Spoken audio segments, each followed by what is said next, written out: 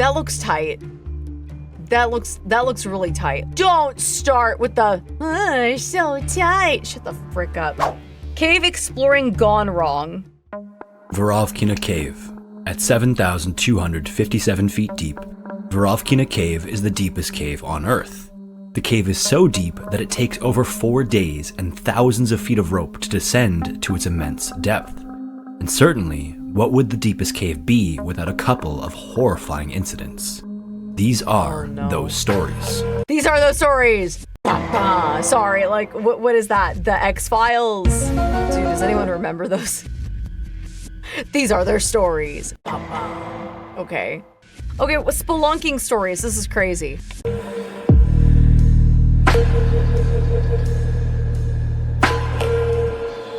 Law and Order. Oh, never mind. Not the X-Files. On the border of Russia and Georgia is a mountain range known as the Caucasus Mountains. This mountain range is notable for a few reasons. First, it's home to Europe's highest peak, Mount Elbrus. Editors, it's late at night. It's 1:22 in the morning. Editors, give me a break. That Kit Kat bar. Give me a break. Give me a break. Could you make me off a piece of that Kit Kat bar? Okay. At 18,500 feet. Then, on the western side of the region of Abkhazia is a sub-range of the Caucasus Mountains known as the Gagra Range. There are some decent-sized mountains in this area as well. The highest among them is just over 11,000 feet. But this area is notable for another reason. The Gagra Range is primarily a limestone mountain range carved out by rivers over its geological history. The prehistoric rivers created a bunch of deep canyons and the largest caves on Earth that are currently known. In fact, the Gagra Mountains are home to 4 of the deepest caves anywhere on Earth. And the deepest of these is Veryovkina Cave at over 7,000 feet deep. She's deep. For context, that's the same as stacking 23 Statue of Liberties on top of one another.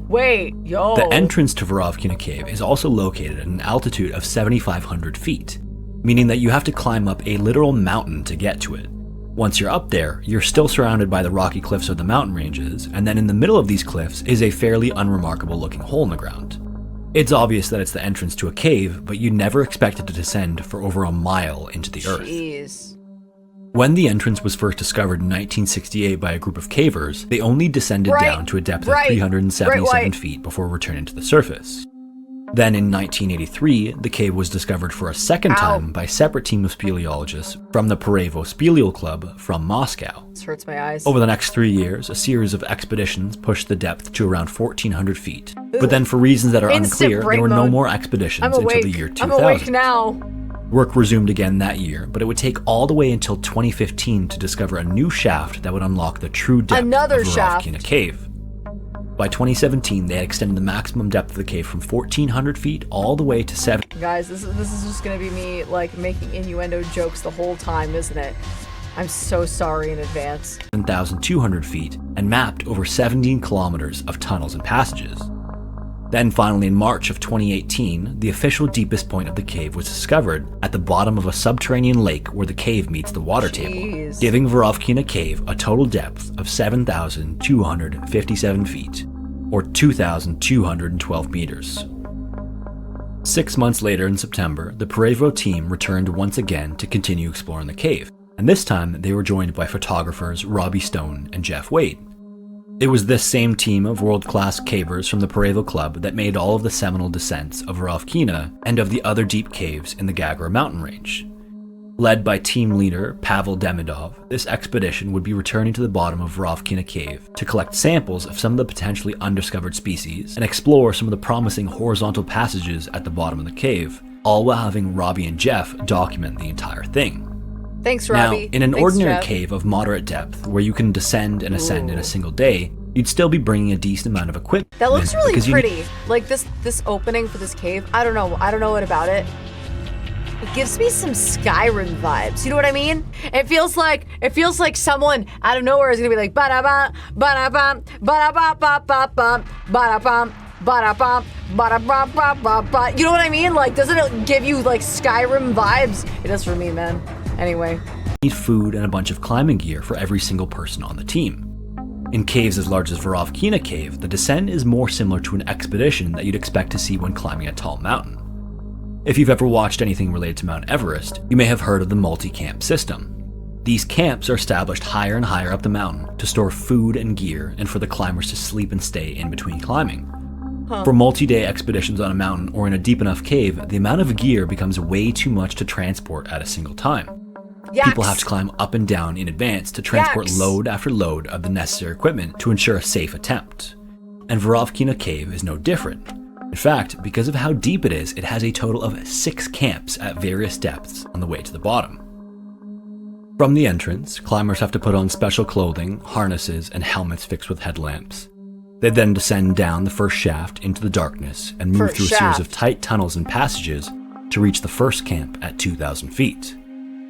This camp is a permanently installed camp where gear and equipment are stored year-round for emergencies. Then, over the course of the next 4 days, Robbie, Jeff, and the Veryovkina Club made their way to Camp 6, all the way down at 6,900 feet. Dang. On their way, the temperature was just a few degrees above freezing. They crawled through mud and water, impossibly tight squeezes, and descended down 100-foot shafts over nothing but air. The thousands of feet of rope. That looks tight. That looks really tight. Like to the point of claustrophobia. Like this is some spelunking and cave diver crap that would give me absolute like claustrophobia, dude. Like, dude. I know that some people do this and they're like, yeah, adrenaline. Yeah, I can't imagine. Man. Ropes that they used to make the descent were their only means of transportation. Don't start with the, so tight. Shut the frick up. In and out. Then finally, they set foot onto the flat, sandy Camp 6 set up in a large horizontal tunnel. This would be their home for the remainder of the expedition. Over the next 3 days, the team set out from their camp to complete all of the tasks they had intended. One of these was to bring Robbie and Jeff to the lake that sits at the bottom. When they got there, they were stunned to see this beautiful turquoise water surrounded by jet black limestone. The lake is 50 feet long, 25 feet wide, and is actually 28 feet deep. If not for the lights they brought, it would sit there in complete darkness, entirely without color. On day 7, everything was still going according to plan, and that lake, like the water moves, or is it like still water? Because that would scare me. Still water scares me, dude. Day, 2 of the members of the team had to leave early to catch a flight home. When they got up to Camp 3, there was a ton of water pouring into the cave. A massive storm up on the surface had caused a flood pulse to send thousands of liters of water rushing in. Inside these caves, you can't really communicate wirelessly because of the thick layers of rock, so instead, cavers have to run a physical line the entire length of the cave to communicate. The 2 team members immediately tapped into the cable to warn the others about the flood pulse headed their way. Do you get dehydrated a lot, need a drink that won't break the bank? Then you should get Gamersupps. They believe in traditional American values, like anime girl guys. It's caffeine-free and caffeinated in 2 kinds of tubs. Gamersupps improved my social life, and now I can stop seeing people in the mirror. Popular flavors include Guacamole Gamer Fart 9000, Sweet 6-Pack, Blowhole Blast, and Sploosh. Use discount ChaCha at checkout for 10% off. Stay hydrated, stay hydrated, stay hydrated. Down at Camp 6, they weren't all that worried when they initially got the call. Flood pulses are a common thing that cavers have to worry about. A single milliliter of rain is 1 liter per square meter, meaning that a single square kilometer receives 1,000 liters of water if just a single milliliter of rain falls. In heavy rain, that number is significantly higher. All of this water then bursts down into caves in equally huge volumes and can last for hours depending on the volume of rain and how long it rains for.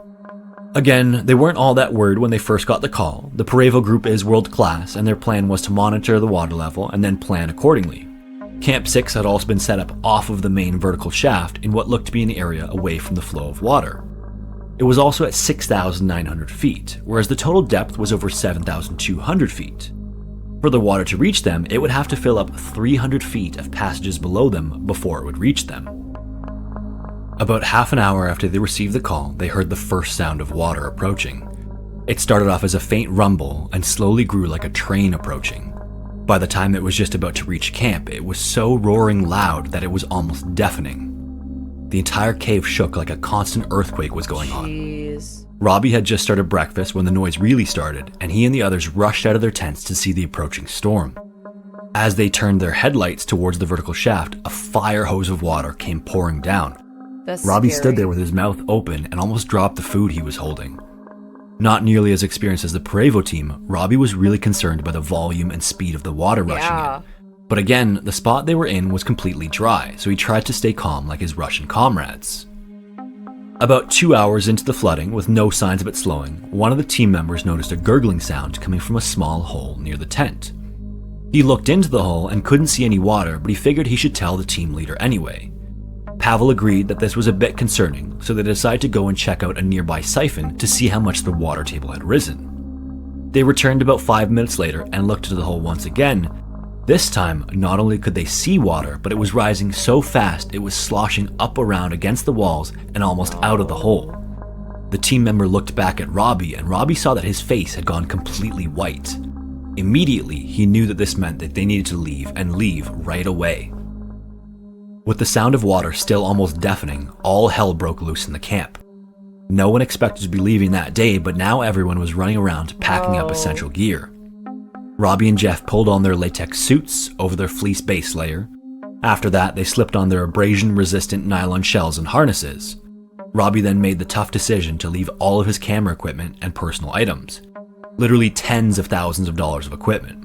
He knew he couldn't risk being slowed down, or it could cost. Why didn't you do that sooner? I mean, hindsight, and everything.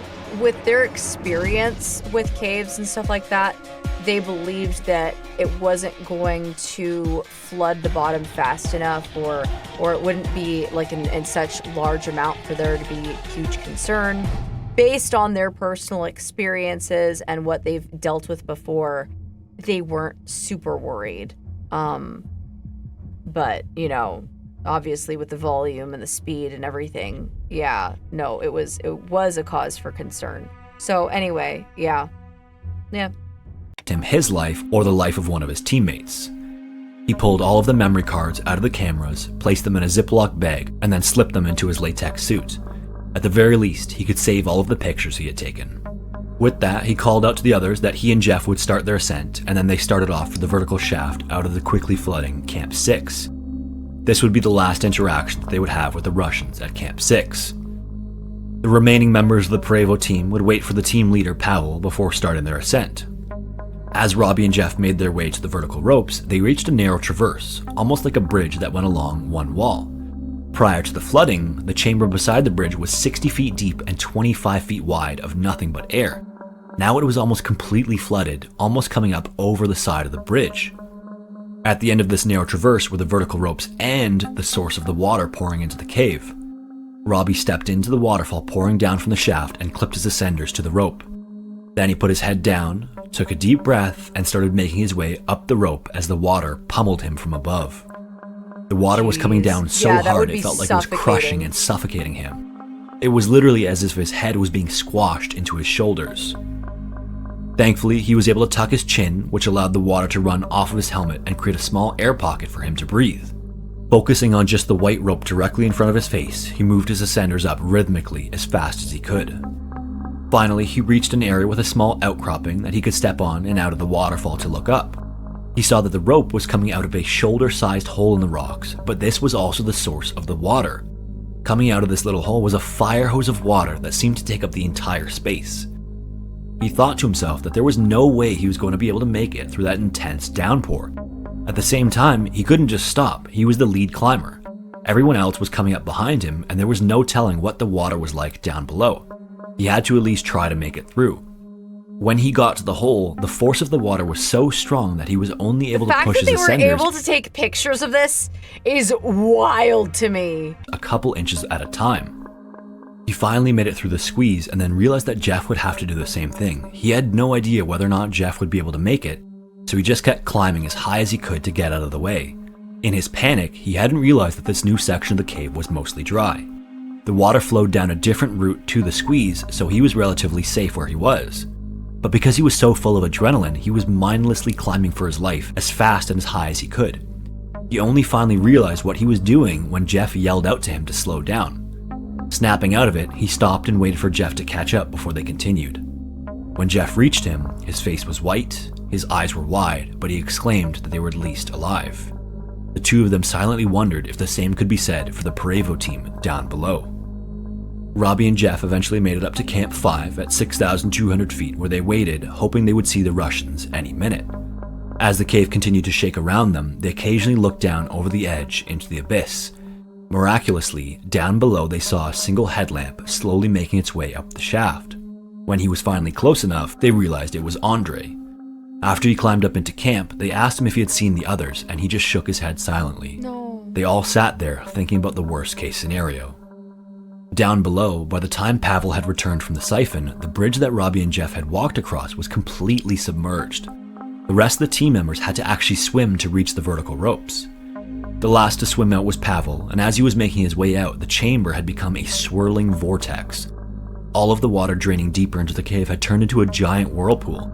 When he went through it, it spun him around and he had to swim hard to make it to the line. Jeez. By the time they were ascending, all of the deeper passages were completely submerged in water. Then, 15 minutes after Andre emerged, 5 more lights could be seen making their way up the shaft. One by one, all of the remaining members of the Veryovkina team made their way up to Camp 5. Robbie watched them ascend out of the flooded passage and couldn't believe how strong and capable they were. One team member was even carrying a stove and 4 sleeping bags attached to his harness. He thought to himself how glad he was that it was him and Jeff that had gone first. If they had been the ones to climb up last, it's likely that they wouldn't have survived. And then when they climbed up into camp, they were quickly in the tent having coffee and laughing about the entire ordeal. Robbie, on the other hand, was still thoroughly freaked out. For hours, he refused to take off his gear and kept looking down into the chasm to see if the water was still rising. 200 feet above them was a horizontal passage that they needed to pass to move higher into the cave. Normally, it's already half filled with water and you have to crawl through it. With all of the flooding, it was completely filled with water. As long as the flooding continued, they were trapped and just had to hope that the water didn't continue to rise higher. Pavel reassured Robbie that they would wait until morning to let the water clear, and then over the course of the next 16 hours at the camp, the roaring of the water slowly died down. The flood pulse ultimately lasted a total of 20 hours and was the result of a week of rain, followed by a single severe storm. The week of rain had completely saturated the ground, so by the time the storm happened, the water poured relentlessly into Veryovkina Cave. They later learned from a cab driver that the raindrops from the storm had been the size of nickels. This was actually a good learning experience for the team. They had previously been operating under the assumption that the cave only flooded in the wintertime. Following the expedition, plans were put in place to improve the surface monitoring to watch for rain. Another camp was installed in the lower chambers to provide another escape point in the event of flooding. And despite this expedition being cut short, they had completed essentially everything they had set out to do. New passages had been explored and mapped, cave species had been sampled, and although the camera equipment was destroyed, all of the pictures were preserved. But this wouldn't be the last accident to ever occur in Veryovkina Cave. 2 years later, in November of 2020, some people exploring the area noticed a rope fixed to the cave's entrance. This is typically a big no-no in the caving world because then anyone can access the cave and potentially get hurt or lost if they're unprepared. 8 months later, on August 4th, 2021, the same Veryovkina team returned to continue their work in Veryovkina Cave. They descended into the cave as they had 3 years earlier, but then at 1,300 feet, they found a pair of crampons and an ice axe. Crampons? This didn't make sense. This equipment couldn't have just fallen into the cave from the entrance. There were no straight drops to where the equipment was found. This meant that someone had to have come into the cave and deep into the cave. They continued further in, all the way to the permanent camp at 2,000 feet. Then to the second camp at 3,200 feet, and then all the way at 3,600 feet. Halfway into the deepest cave on Earth, they found the badly decomposed body of a man. He was wearing camouflage overalls, trekking boots, a helmet, he had 2 cell phones, and he was still attached to the rope that he had used to descend into the cave. By the looks of the decomposition, he had been there for months. Although he had no ID on him when he was found, authorities were able to identify the man as 37-year-old Sergei Kozev using a missing persons database. Then, using the information from the cell phones found on him, they were able to figure out what had happened that led to his death. Sergei lived in the city of Sochi, Russia, just east of the Russian border with Georgia, and about 2 hours from the entrance to Veryovkina Cave. He was an avid outdoorsman and frequently went on solo expeditions to explore the wilderness.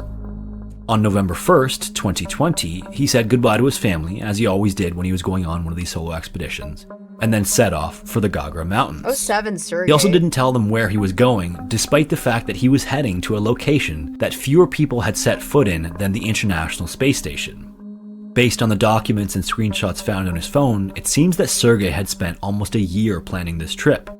He had printed out maps and materials from the expeditions made by the Veryovkina team specifically to navigate down into the cave. First, he made the ascent up into the mountains to the cave entrance using his crampons and ice axe. Then he fixed a rope to the opening and descended down into the darkness of Veryovkina Cave. Using the information that he had gathered from the Veryovkina team, he hauled all of his equipment in 3 transport bags through the tunnels and narrow passages. Then, using a lattice descender, he traveled down the massive vertical shafts all alone. Alone is wild. He successfully made it really to the first camp determined, and then left some of the jeez. equipment later discovered by the Veryovkina team, and then proceeded almost directly to the second camp. Like alone? It was Why? determined by the excrement found on site that he lived at the second camp for about a week before descending further into the cave. From the second camp, things got a bit more challenging. Beyond that camp, there are some larger and more technically challenging vertical shafts. In addition, the cave becomes significantly wetter from that point onward. As any caver knows, proper equipment is crucial. The standard fleece underlayer with a waterproof outer layer is crucial to survive in the cold and wet subterranean environment. It's unclear exactly what happened in Sergey's last moment, but it seems as though he realized that he wouldn't be able to descend any further through the water with the equipment he had. At which point, he would have tried to make his way back up the cave, but because he had already descended into a technically challenging area, he was unable to get back out. Sergey had brought ascenders for his hands, but he didn't have any stirrups for his feet, meaning that he had no footholds for any of the long vertical shafts. He must have tried and tried to make his way out of the cave, but between the exhaustion and the cold, he eventually laid down to sleep one last time and never woke up. Dang. Upon finding his body, the Veryovkina team went back up to the surface and alerted authorities. Due to the difficulty of the cave and the depth that Sergey's body was found at, it would take a team of over 100 individuals to eventually retrieve it. It's also particularly risky to be in a confined space like a cave with a decomposing body because the gases given off from the decomposition process can build up and become toxic at high enough levels. Despite how many people were involved in the rescue, they still ended up having to cut Sergey into pieces to successfully remove him from the cave. Jeez. After his retrieval, his body was finally returned to his wife and kids in Sochi. For now, Veryovkina Cave is the deepest cave on Earth. But the Earth is a big place, and caves are not nearly as readily viewable as their mountain counterparts. Veryovkina Cave was only crowned the deepest in 2018. It remains to be seen whether it will hold its place as the deepest on Earth. Wow. Hello everyone, my name is Sean and welcome to Scary Interesting. If you made it this far, I just wanted to thank you for watching. This is part 10 of the ongoing series Cave Exploring Gone Wrong, so you may want to check out the other videos in the series. Yeah. If you enjoyed this No, video, solo I'd really appreciate it if you expeditions gave are it a so like. risky, That dude. helps out with the YouTube algorithm. And once again, thank you so much for watching, and hopefully Should I have will see you definitely in gone the with next one. a team or somebody else. Yeah. Cave diving, not even once. That I agree with 100,000%. Me, cave diving, never, not even one time.